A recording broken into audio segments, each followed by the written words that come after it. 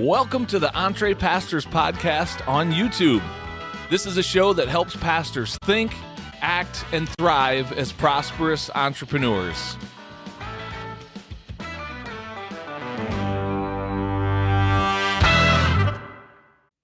Well, hello there, and welcome to the EntrePastors Podcast on YouTube. I'm Jon Sanders. I am one of the co-founders of EntrePastors, and I'm really excited to have you joining us for this week's episode. Today's guest is Eric Hoke, and he is the author of a brand new book called Market Street Pastor. Now, Eric is a returning guest to the podcast. We've had him on before. A little bit of his story is he was a church planter in the Bronx for quite a few years. And for the entire time that he was planting a church, he also worked in a corporate setting, just due to the nature of church planting in the Bronx, in a relatively poverty-stricken area. He never was really able to lean into the traditional model of pastoring, where he was fully supported by his church.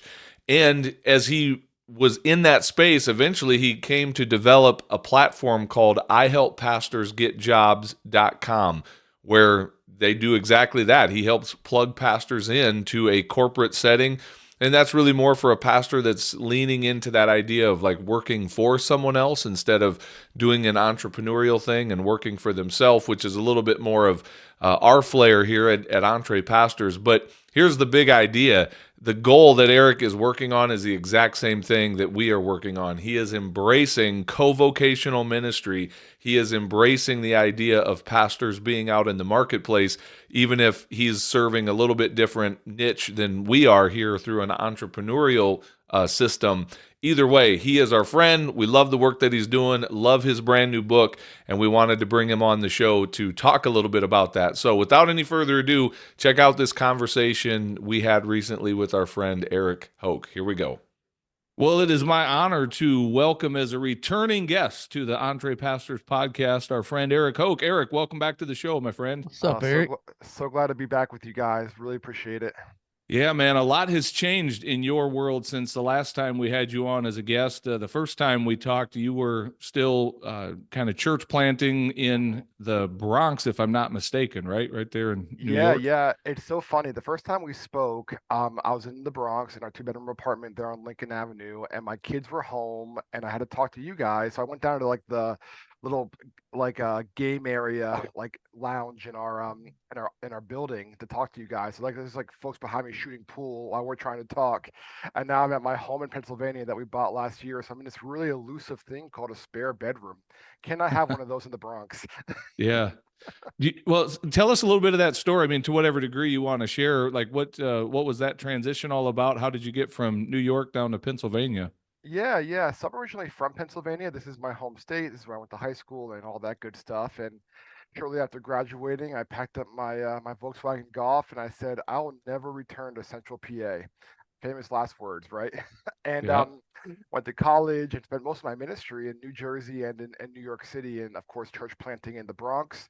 While we were church planting, we helped plant 2 other churches, one in East New York, Brooklyn, and another one in the South Bronx, where I was a Spanish-speaking church. Long story short, kind of post-COVID, really was sensing that my time of planting was winding down. So I sat down with the Spanish-speaking pastor that we sent out and said, wouldn't it make sense for us to consolidate our congregations into one? We're meeting just a few blocks from each other, and let's just have a bilingual church. And with that being said, you become the lead pastor. You're from this community. You grew up here. You speak Spanish. I don't. It would make sense for you to become the lead. And that's what happened when did that happen? March 2023.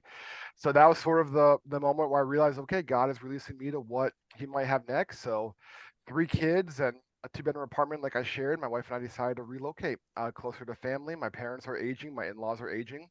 So we made our move out here in October of 2023. So now we're a year and some change of our new life here in PA. Very cool. Do you find yourself ever missing the life of living in the Bronx and just all of that goes with that? Every single day. I mean, Yeah. I think sometimes people have this idea like New York City is a big, bad, scary place. And obviously, there's parts of it that are less than ideal, but at the same time, I mean, people take me to like this Mexican restaurant, say, "Oh, it's the best Mexican food in town," and I'm like, "Yeah, this is the worst Mexican food in the Bronx." Yeah. A few years ago, I was speaking in Pennsylvania at a conference and had the opportunity to, I realized how close I was to New York City. I'd never been there. Really felt drawn to go see Ground Zero, with my work in the fire service and whatnot. And so I spent an extra day there and I really liked it, man. I don't know if I would want to live there, but I really Sure. enjoyed my time there and could see myself going back. Like there was a lot to do. So, Yeah. I think it's one of those places that, especially every American, should go at least once to New York City and just explore it, spend a few days there just to see it. yeah. Well, let's do this. Let's backtrack just a little bit too, because this part of the story will be relevant to the conversation.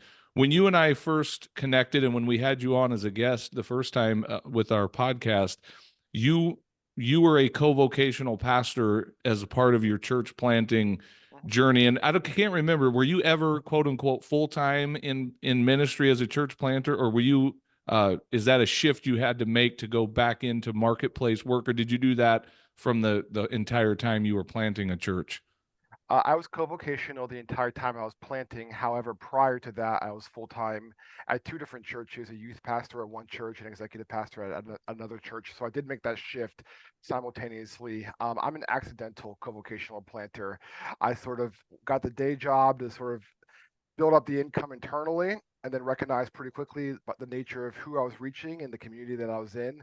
This would have to be a long-term solution. And it ended up being something that sustained for a very long time. I mean, our church plant was one of the few that survived COVID-19. And not only that, like I shared, we planted other churches as well. So yes, I was somebody who was full-time in vocational ministry for a number of years and then made the pivot to co-vocational as a planter. And then also just to fill in this gap, while you were pastoring and working co-vocationally, then you launched the thing that had us bring you on our podcast originally, which was your platform. I help pastors get Yep, jobs.com. And we had a whole conversation around that. So maybe I don't want to redo that whole interview, but let's just sure. hit the 30,000 foot overview of what that platform is and give us a snapshot of where it is today as well, because there's been some updates, I'm sure, in the last few years since we've had you on. So tell us a little bit about your platform. Yeah, the 30,000-foot view is, as I shared, COVID-19 came to all of us, and New York City. COVID came very early. The lockdowns were very strict. It's interesting being out here in Central PA and talking to ministry friends, and they're like, "Oh yeah, we didn't hold services for 4 weeks, and then we were back in our building doing service as usual." Whereas in New York City, in the Bronx, and the five boroughs, we did not meet physically as a church for about 18 months. That was Wow. also because we were meeting in rented space that didn't allow us to meet. So we had to be very creative, virtual meetings, small meetups with people outdoors, every sort of way we could figure out ways to meet. Make a long story short, when that was all said and done, our church was still standing. And one of my mentors shared with me, I think the secret sauce to what made All Saints Church in the Bronx survive COVID-19 was the fact that you weren't relying on the tithes and offerings of the congregants to fund your life in this There you go. uber expensive city called New York, and you should help other pastors do that. My day job is helping people get jobs as well. So kind of meld the worlds of your corporate experience and your church experience, and that was the genesis of I help pastors get jobs. And I was a bit cynical at first. I didn't think many pastors would be interested in that. I don't know. That sounds like a losing battle. And they come to find out, as you both know in your work as well, a lot of pastors are interested in, okay, I need to figure out a way to fund my life while also funding Yeah. my ministry. Yep. Yeah. And I want to talk to you about that because before we started recording, we were just talking about the distinction. Like in some ways, you and I, our platforms, we are serving the same community, but maybe with a little bit different angle, because with EntrePastors, we're really maybe attracting that person that's wired to maybe a little bit more excited about the idea of building their own side hustle, their own Sure. business, entrepreneurial type thing. Whereas you seem really gifted and knowledgeable in helping plug people into a corporate job where they some of that structure is already in place. They're joining a team. They're not like building a team from the ground up. And it seems like something you're really good at. And and as I read your book, it seems like there's even passion around it, that you get excited about helping people kind of discover how they're wired and then plug them into a place that's a good fit for them. Yeah, that's right. I think a big part of the journey that I'm sure we're all aware of, and people listening at home are too, is that it really comes down to wiring, right? There are some people who are driven to, I want to build something from scratch. I'm willing to take that risk and make that happen. I want to be able to pick my own hours, be my own boss. Then there's some others who are like, you know what? I just want to go to a job and know that every other Friday, money's coming to my bank account. And if I have to report to a boss and have certain meetings and times I need to be at my desk, like I'm okay with that. So Hmm. I think it's just a matter of asking yourself, who are you as a person? How's God wired you? What season of life are you in? There's certainly pros and cons of both, and there's not one size fits all. Yeah, I want to get to your book, and we can kind of continue this conversation as we pack it through the lens of your book. So tell us about the book that you've just released. I want to ask not only about the content and the message. I'd love to pick your brain a little bit on the process of writing a book, because that's something we often celebrate here, as even as a way of, as part of an income strategy for pastors Mhm, to mhm. become authors. We don't necessarily recommend it as the only strategy, but certainly it can be part of a bigger strategy. So I want to talk about that as well. But tell us a little bit about the book, and then we'll dive deeper into it. Yeah, I have a copy right here. Market Street Pastor, Ministry Sustainability Without Money Stress. And really, the backstory behind that was recognizing that the platform was growing, and I was getting lots of inquiries of people wanting to have a 15-minute coaching call or an email chain about trying to figure out next steps. And I did develop a digital course, but I also am aware that a lot of pastors don't have the luxury of sitting for 10 hours in front of their computers and going through a course. However, every pastoral study I've ever been in is covered with books, Mm-hmm. right? Pastors love to read, they love to buy books. Behind Les, I see about 60 books. That's probably just a drop in the bucket to how many books he's read in his life. Um, so I thought, let me put these ideas into book form, and now it'll be an opportunity for me to kind of get the message out to the masses in a way that I'm not constantly trading my time and my attention to people during these one-to-one calls. As much as I enjoy doing that, I also am still working a full-time job outside of I help pastors get jobs, and I also have three little ones, a 6 and 5 and a 2-year-old, and a wife who likes my attention. So this was a way for me to kind of expand my reach and get the resource into as many pastors' hands as possible. Yeah. What's the biggest takeaway or the message of Market Street Pastor? If you had to summarize it in a few sentences, what's kind of the big idea behind the book? Yeah, I would say the big idea behind the book is that stepping into a co-vocational reality is not a step back. I think a lot of times there's shame and guilt, Mm, both for the pastor, but then also for the church as well. Like, oh, we can't afford a full-time pastor, therefore we're somehow a subpar or ineffective church. But actually, co-vocational ministry is expanding your ministry beyond the church to the marketplace, wherever that is. I would say that's probably the big theme, kind of changing the mindset around you're not a failure in ministry because you're going co-vocational. You're actually just expanding to what God has next for you. yeah, that's actually one of the things I highlighted and shared a couple of your quotes this morning on Facebook. I don't know if you saw it or I not, but did. Thank I you. basically was sharing that, and it's just putting an exclamation point on that idea that, yeah, Pastor, you are not a failure, because you're in these places. As a matter of fact, you called him a hero. I love the way you said it, and I'll probably butcher your quote, but something to the effect of, if you have the ability to do two things at once, to hold down a job while you're also building a team of disciples who are also making disciples that we call a church, you're not a failure. You're a hero. And that's a message that I think has been lacking for far too long in pastoral circles. Because you mentioned earlier that sense of shame, and that is so true. Do you find that when your clients come to you, when pastors reach out to you, is there that, that mindset that has to be worked through, like where they're almost feeling sorry for themselves or guilty about the fact that they even are contemplating looking for a corporate job somewhere?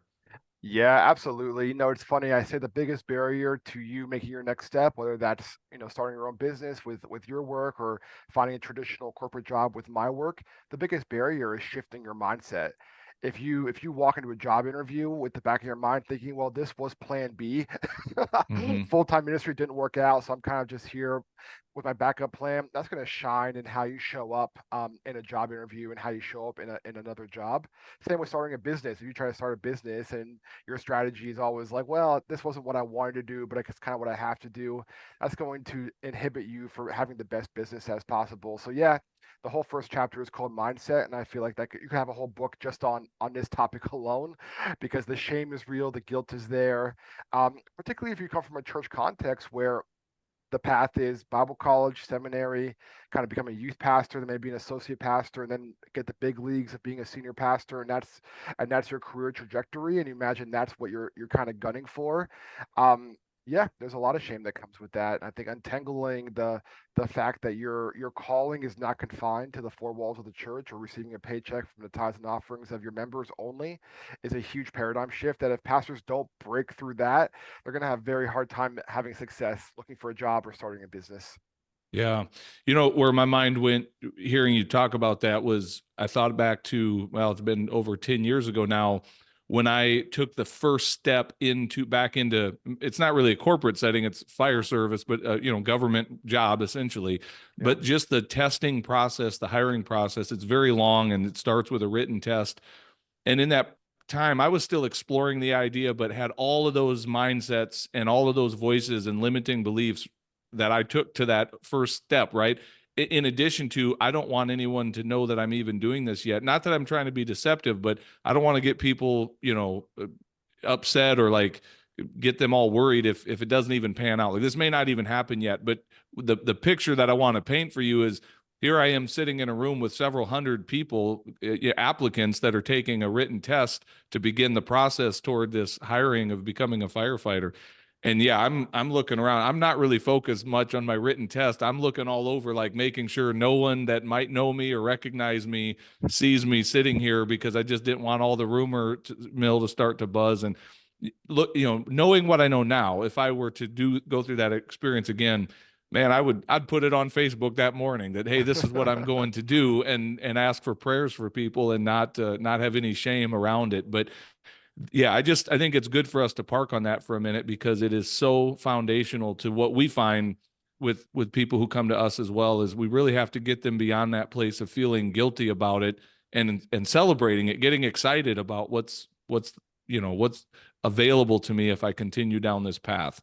So what have you seen? What are some of the like wins that come to your mind as you've been working with pastors? If you had to share a few stories, Mhm. yeah, share some wins with us that you've experienced as you've walked beside pastors on this journey. Yeah, this is actually a really recent one. About 2 or 3 weeks ago, I did a Zoom conversation with a pastor, kind of what I would call a normal sized church in New England, 70 or 80 worshipers, 120-year-old congregation. Um, and essentially, this pastor recognized, you know what, like we're floating above water, but if we keep doing this for the next 1 to 2 years, we're deferring maintenance on our building. With inflation and the cost of living increasing, like my quality of life is rapidly decreasing, and we're setting ourselves up for really what's a long-term problem for our church. Like right now, we're okay, but if you look, behind the corner a little bit, as that famous Wayne Gretzky quote goes, "I don't skate to where the puck is, I skate to where the puck is going." We're going Mm-hmm. to be in big trouble in 2 years. And I said, okay, well, what is your strategy to overcome this? And this particular pastor was a former real estate agent and was very good at it. And he said the strategy would be for me to go out and do real estate on the side to supplement my income, stop receiving so much from the church, maybe cut my pay in half, and that money going towards ministry and mission, but then also the real practical side of leading a church as well. And I said, okay, well, what are the barriers of that happening? And to make a long story short, one of the elders was the son of the founding pastor, who was, or the grandson of the founding pastor. So it was one of those churches, but basically, Mm-hmm. that was a long time, family church, and they were always full time, and that was kind of like the badge of honor that they had. And he said, I need to have a really just honest talk with this elder of like, hey, this is the math. Okay, if we Yeah. don't make a change, we're going to be in trouble in 2 years. And this is the strategy I think will make it go forward. I said, okay, well, what's stopping from having a conversation? He said, I'm just afraid that he's going to think less of me, or he's going to think I failed, our church, or my dad and my granddad were able to do it. Why can't you do it? And I said, yeah, but do you know that? Are you confident of that? Or is that just speculation in your mind? Make a long story short, Jon and Les, it was speculation. They had a fantastic conversation. This elder said, listen, the goal is the ministry, the mission, that the kingdom of God keeps advancing in our community. 2024 is different than 1994. It's different than 1974. We have to be creative. So he put a letter out to his congregation about a week or so ago, sharing, hey, this is the next steps we're going. We're going to have a Q&A at our service afterwards. about this, and the church loved the idea. They love that they're rethinking how to do ministry in a strategic way moving forward, and it ended up being a big win for the pastor, a big win for his family, a big win for the church. I tell that story because the only thing that was stopping him was a made up script in his head that Mm. this elder would think he was Yeah. he failed the church. And a lot of them are. They're all, yeah, a lot of them are exactly. And he had that hour-long coffee chat and realized, oh, this is what I was afraid of, and it ended up being a Yeah. great conversation. Well, that's awesome. And hopefully that's maybe just the little nudge of encouragement that a pastor may need to push through that discomfort, because that narrative's there for a reason, because many pastors have had those unpleasant conversations with the elders or the deacons or whoever the power holders of the leadership structure may be. But here's the reality.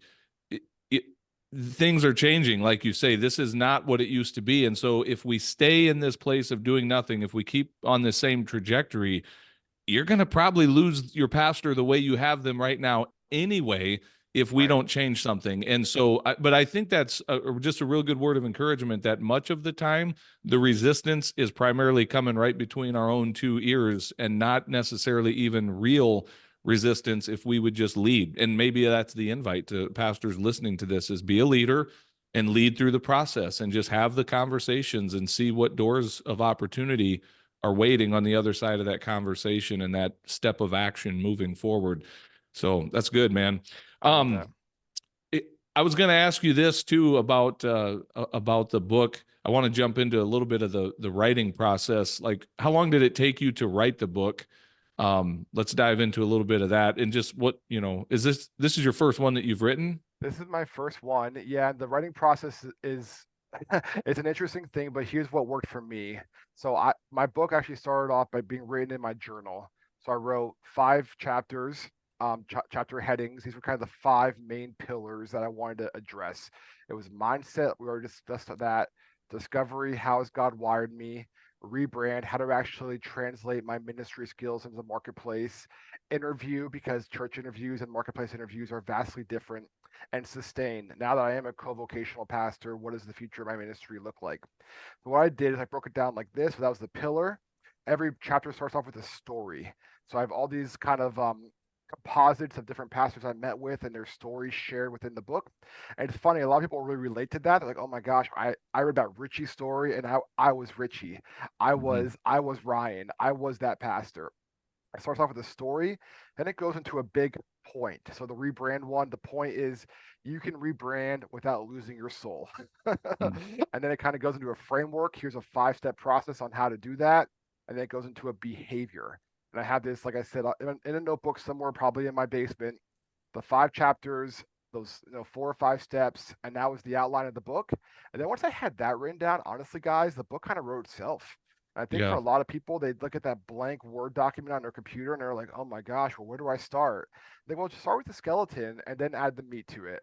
And you'll be surprised at how quickly you can crank it out. So I would say all in all that those pillars are about a year and a half old.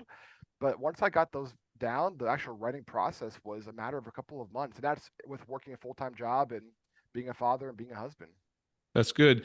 Back when I wrote my one book so far that I've published and produced, I was listening to a lot of podcasts back then about writing, and that was one thing I took away from them, is spend more time on your outline, because it's exactly like you said. Once you have a really clear outline, the book kind of writes itself. And for me personally, I was able to use so much of the content that I was creating on my podcast at that time. I had pretty thorough show notes of things that content that I had produced. So once I had that outline, I was able to kind of go in and cut and paste a lot of that already typed out stuff in there. Now I just go back and really dress it up and add some more commentary to it and whatnot. But it still took me 4 years to write that little book. But it is a process. Another thing I would add to this as well, you probably heard this in the podcast you listened to, Jon, is write to one person.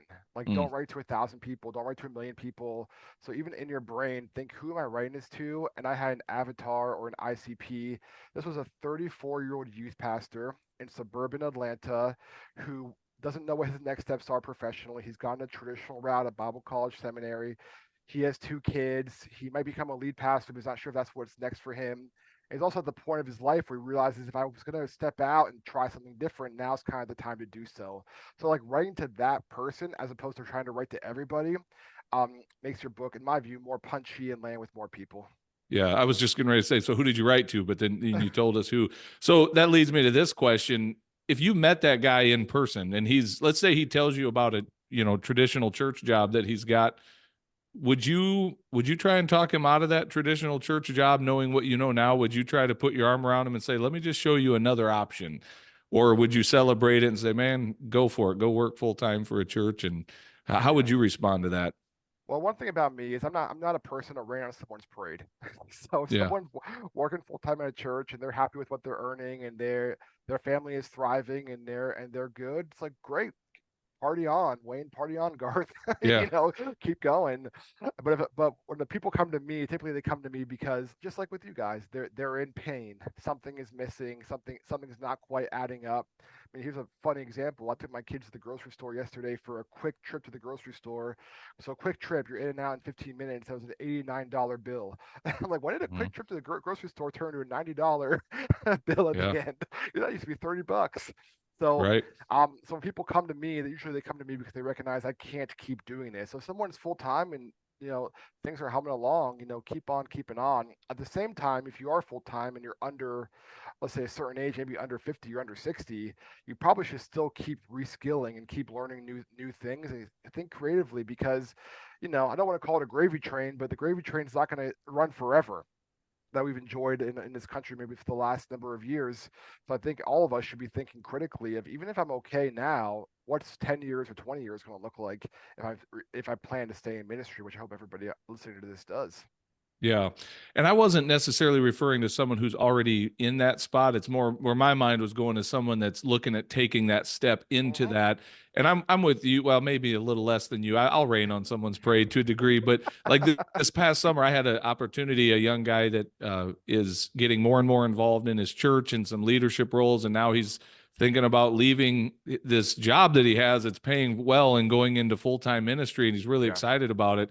And I just had a minute to talk with him and go, what would you say if I tried to talk you out of that? And he kind of took him by surprise. Like, why would someone talk me out of being a full-time pastor? And so, but I just, I wasn't like too heavy handed, but just tried to paint another picture of like, listen, this is what that could look like. I know what waits for you down that road.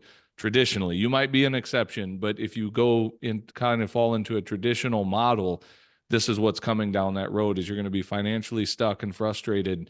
And at some point, maybe looking to get back into the marketplace, which leads me to this question for you, Eric. You talked about the interview process when you're coaching some pastor to show up in an interview for a corporate setting more so than a church setting. What are some key pieces of advice you would speak to that pastor of helping them translate what they've been doing in the church world that's relevant to what a corporate, setting would want to hear? Because there are skills that are transferable, but we don't necessarily show up and just say, I've been a pastor, because that may not land with who you're talking to. Exactly. You've been a what now? Yeah. Right. Exactly. Well, I tell the story in the book. So before I planted, I went through a 2-day assessment. Is Eric, does he have the chops to plant a church? And that was like part interview, part therapy. It was just a very intense 2 days. My wife and I went through it together. And I remember a day or two before that assessment, a friend of mine who had gone through it prior said, "Listen, Eric, they just want to see if they like you." And I'm like, "Really? That's what this whole 2 days is about?" It's like, yeah, I mean, they're going to ask about your competencies and your skills and what you've done in ministry, but if you can be charismatic and likable and friendly and get along okay, they're going to approve you. And my friend was pretty spot on the nose. There was not a whole lot of questions about strategy or raising money or how you disciple someone or what does your spiritual formation look like. It was mostly about like, are you charismatic? Are you likable? Do you have the typical traits that we look at in a leader? So I think what ends up happening in a lot of church interviews, the questions that the board or the hiring committee are asking is, do we like this guy? Like that's like the number one question they're asking. Whereas in a marketplace interview is, can this guy get the job done? Right? Like that's what they're looking for. Do you have the skills to do this job? That's the number one question that they're asking. So to answer your question, Jon, it's funny because it almost sounds counterintuitive, but we as pastors we're essentially yellow belts in everything. which means like we're Hmm. not beginners, but we're kind of like just approaching mid-level for many things: communication, project management, team development, fundraising, leading a board, hiring staff, fill in the blank, right? We're kind of like, we're not experts in any of those, but we're kind of like mid-tier in many of those. So what I advise pastors to do is pick a lane where you can really emphasize, I'm excellent at this. I'm in the top 1% or the top 5% of this particular skill, and really make sure that's what you hone in on in the interview. Because the thing of it is that companies don't hire, generally they don't hire a generalist. They hire someone that can come in and start performing right away. Unless you're going for like a very entry level job, which I don't think many pastors should, because they have skills that translate. You should recognize like learning and development, which is what I chose. I am really good at facilitating workshops to get people engaged. I'm really good at building rapport with strangers quickly.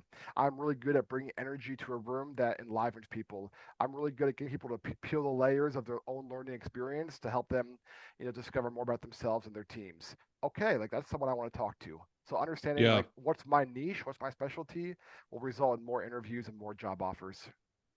One thing I can tell from reading your book, and I just want our listeners to know that this is in there if they're interested in going down this path, is you give some very practical, like certifications, examples of certifications and things like that. So I'll probably say this, I'll mess this up and you can clean up my mess here. A pastor probably doesn't need to like go back to college and get a whole new degree in something. There's probably, it sounds like as I'm reading your book, there's specific trainings that I can go earn a certification in something that will be what that corporate setting is looking for. It's tapping into some skill set I've already built and developed, and it's already a strength that I have, but now I'm getting some of the technical letters behind my name that qualify me in the eyes of that interviewer or that corporation that's looking to bring me on. And I was amazed at how broad those things are, like how many diverse things are needed out there. Like you go into some specific detail, which we won't dive into here in this interview. People can just buy the book and read it themselves, but say better what I'm trying to communicate there. Yeah, so what people don't always realize is that when you apply for a church job, generally speaking, like a human being is going to read your resume, and then decide they want to bring you in for an interview or not. When you apply to a corporate job, likely your resume is going to be read by what's called the applicant tracking system, or ATS for short, which is essentially a robot that goes in there and looks for keywords and key phrases, and then it says thumbs up, this person has what we're looking for, and then a human being gets eyes on their resume. So with that being said, one of the certifications that's really helpful, I have it myself, is the project management professional, or the PMP. You could earn a PMP in about 4 months and spend about $400. Mm. And just by having those letters on your resume, already you're increasing your chances of getting an interview and getting a call back. And like you said, Les, I'm sorry, John. Like you said, John, like you don't need to go back and get a second bachelor's degree in business or go get an MBA. If you feel like you're called to do that, I mean, by all means, go ahead. But you could spend a year just really focusing in on increasing your skills and getting some letters behind your name, and just that alone will result in more people reaching out for interviews. Yeah. And again, you can add to this as well, but it's something that we often, it's probably more of a mindset than anything else that we work with people on our side, is that reality that you have so many transferable skills to the marketplace, Pastor. You have been doing things. I like the way you say it. We're yellow belts in a lot of things. We are. So there's that idea of, find that thing that you can really go black belt in. Hmm. But having said that, don't dismiss the yellow belt. Like you've got a Right. lot of experience in a lot of things that are transferable to the marketplace. We just got to think differently of what is valued in the marketplace and how to communicate those skills in a way that, that matches what they're looking for. Hmm. Yeah, I mean, I remember being in a job interview for a director level role at a company, and one of the questions I was asked was, "How do you deal with criticism?" And I kind of chuckled to myself because I'm like, "Man, I'm used to that one. Let's go ahead and talk through some stories." Whereas, a lot of people in the traditional marketplace, like they're not used to having that level of, you know, let's just call it, constructive feedback. But as pastors, we get that all day, every day, Every and we learn how Monday. to. Every Monday, we get an email. Yeah. Precisely. So yeah, not dismissing those and recognizing that, yeah, God has used your time in ministry to sharpen your abilities, that you can be a high achieving, high performing professional, and not to dismiss those things. That's really really good word. Yeah. Hey, Eric, if the book does everything you wanted it to do and more, other than putting you on the New York Times bestsellers list, like what's your dream for the book? Like how would we know that the book is hitting the target a few years from now if things are just going awesome with it? Yeah, I mean, really, my vision and my dream for this book these resources is that more denominations and networks would kind of wake up and realize, hey, this is not only the future, this is the present. And whether we want to recognize it or not, our pastors they're struggling financially. They need to find better ways to sustain their ministry. Ministry in 2024 is different than it was even just pre-COVID. And that they would take these resources and say, hey, we want to bring in Eric, we want to bring in the team, we want them to come in and share these principles and these paradigm shifts. I'm learning denominations and networks, even seminaries, they're institutions. Institutions Mhm. are slow moving and typically behind the eight ball a bit when it comes to this sort of change. So, really, my hope and prayer for this is that more people who are equipping and developing pastors would catch a vision for what we're doing. And they're out there. I've spoken to a few of them, but unfortunately, they're the outliers. Yeah. As the saying goes, it's really hard for a man to understand something when his salary depends on him not understanding it. So it Yes. seems like when it comes to this concepts and what you're doing as well, pastors who are on the front line doing it every day, they get it. Yet their denominations, their networks, their larger governing bodies are still not quite caught up. Yeah. I heard Eric, that there's a quote a lot. while back. Go ahead, Les. Eric, there's a lot of people that are listening that are in our community that do want to go the writing route and have that as at least a piece of that recurring revenue that they really want to have, and that they're good at. They research and they can write and communicate. So, what did that process look like for you? And I guess what what piece of the pie is that going to be from this point forward, because you do, in addition to help people with their kind of becoming employees and going a more traditional job route, you are entrepreneurial, you'll set yourself and certainly have that kind of mindset. So how's that writing discipline going to fit into, or is this a one-off? I tend to think you probably got some more things in the crock pot that are cooking, but what's that process look like for you? Did you just take the bull by the horns and decide to go self-publishing route, or did you have a relationship with a publisher already, or was it a hybrid approach? Or talk about that for a few minutes for people that are really considering that, but it's sitting in a file on their computer somewhere. Yeah, so I'll give the dark and dirty secret about publishing. There's a few things that hit on here. The first one is very hard to publish without a platform. And a lot of pastors they have a book inside of them that they want to get out there, but they don't know who they would sell it to. So prior to even having this book come out, I built out a pretty sizable Twitter following just by writing very short formed, helpful content that was kind of pushing people along and saying, oh, I like what this guy is saying. That moved people into an email list, which moved them to my Substack. So as of today, there's about 2,500 folks or so that subscribe to my Substack. That was kind of a bullet in the chamber, as it were, when I was kind of marketing the book to publishers. Because if you go to a publishing house and say, hey, I want to write a book, and unfortunately, the first question is not, well, what's the quality of the book? It's, well, what's your audience? Who's Right. listening to you already? And if you Right. say, oh, my mom, my grandma, and my best friend from high school, it's like, well, sorry, buddy. Let's, next, as it Right. were. So it took me a number of years to kind of build that list up. So I actually had something to work with two publishers. So Market Street Pastor is actually my fifth book I've written. So I've written four books and never saw the light of day. And the big reason for that is because I'd go to, the publishing houses and the agents, and they would say, no one's heard of you. You have no platform. Even if it's good content, sorry, it's just not going to be able to sell. So what I did with Market Street Pastors, I went the hybrid route. I went with a publisher called Whiff and Stock. And Whiff and Stock, the way they do it with hybrid publishers is they say, hey, you pay for your own editor, which was about 600, $700. You pay for your own editor and then plus typesetting, which is another $600 or $700. So I probably put in $1,300 into it, and then we'll kind of handle the rest. We'll do the cover design. We'll kind of put it on our website. We'll put it on Amazon. We'll put it wherever it needs to go. And then the nice thing about this is I still own the rights to the words inside of this page. I did not give that up. So what I do, as someone who's kind of do the hybrid model, is I bought 100 copies of my book for $7 a pop.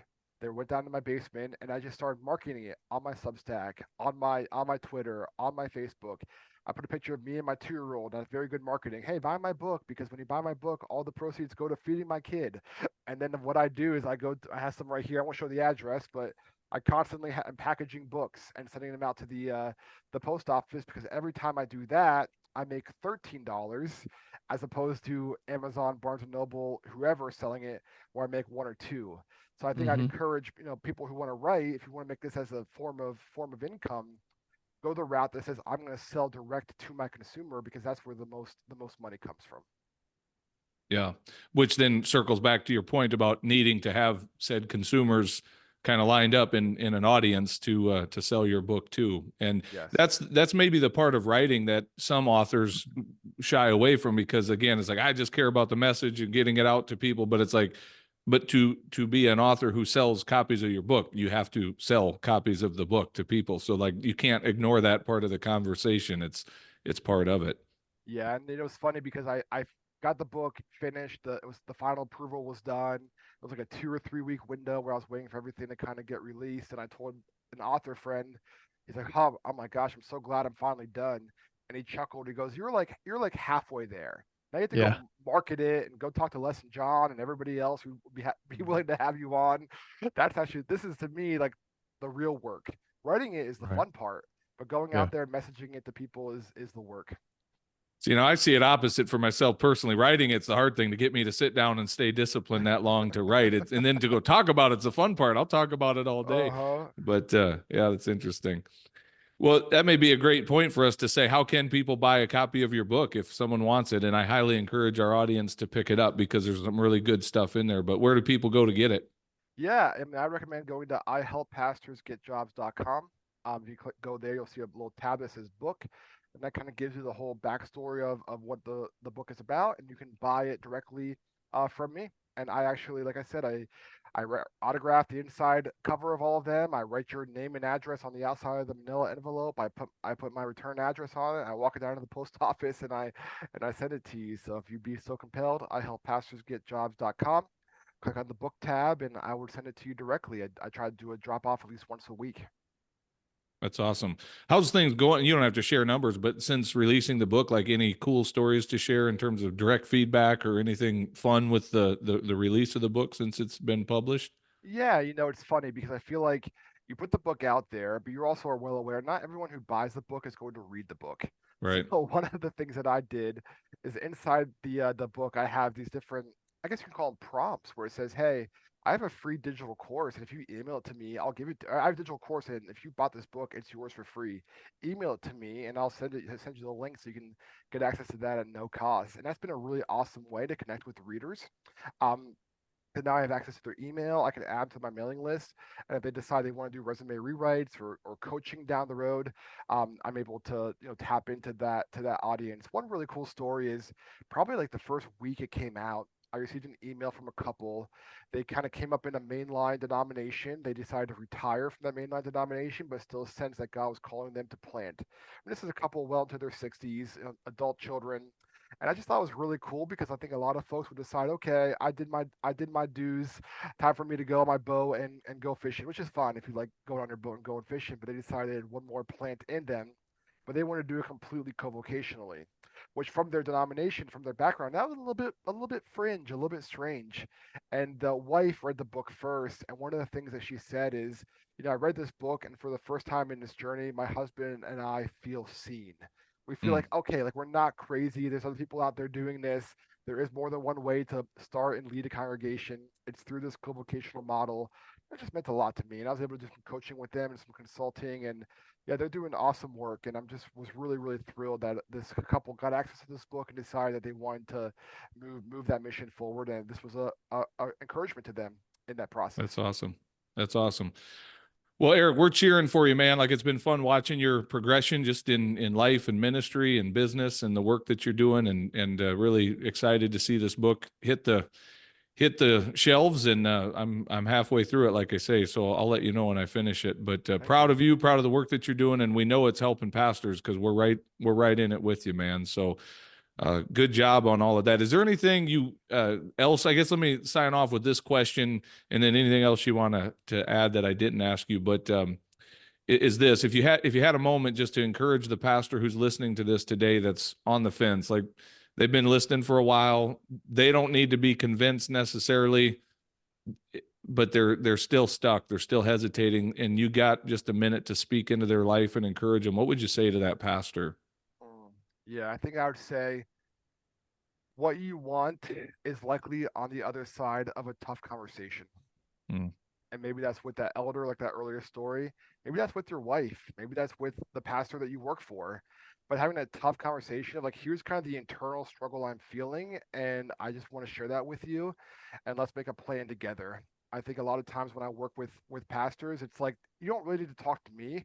You need to go talk to your elder. You need to go talk to your wife. You need to go talk to your pastor or your bishop or whoever it is, and then come talk to me. But it's like, like you said, John, like they know what they need to do. You know what you need to do, pastor. It's go have that tough conversation. And like I shared, it's likely going to go better than you think.